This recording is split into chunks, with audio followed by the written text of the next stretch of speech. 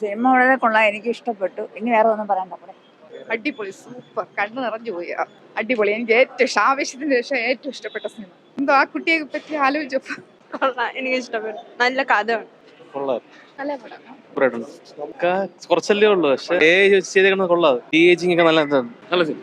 കുഴപ്പമില്ല കൊള്ളാം, നന്നായിട്ട് ചെയ്തിട്ടുണ്ട്. കൊള്ളാം. മമ്മൂക്കയുടെ ആ കാലത്തെ AI വെച്ച് ക്രിയേറ്റ് ചെയ്തൊക്കെ കൊള്ളാം. സിനിമ നല്ലതാ, ഫാമിലിയായിട്ട് കാണാൻ.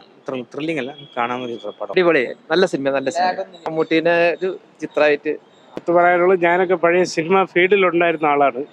ആ പഴയ ഒരു സിനിമയുടെ ആ ഒരു ഇത് എനിക്ക് വരുന്നുണ്ട്.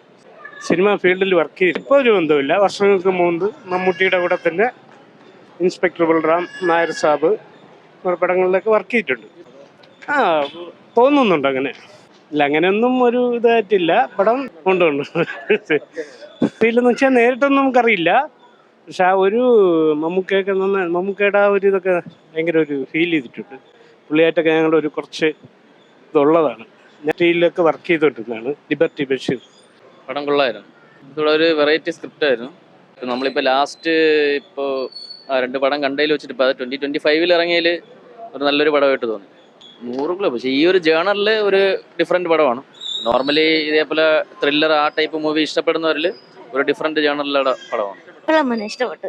എടുത്തു പറയാനുള്ള ആസിഫ് അലിയുടെ മമ്മൂക്കനെ ലാസ്റ്റ് കാണിക്കണമായിരുന്നു എനിക്ക് തോന്നിയിട്ടുണ്ടായിരുന്നു. ഓവറോൾ നല്ലൊരു ഇതായിരുന്നു.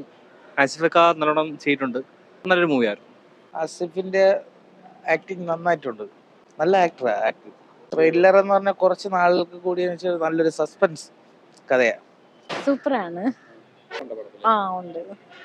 നല്ല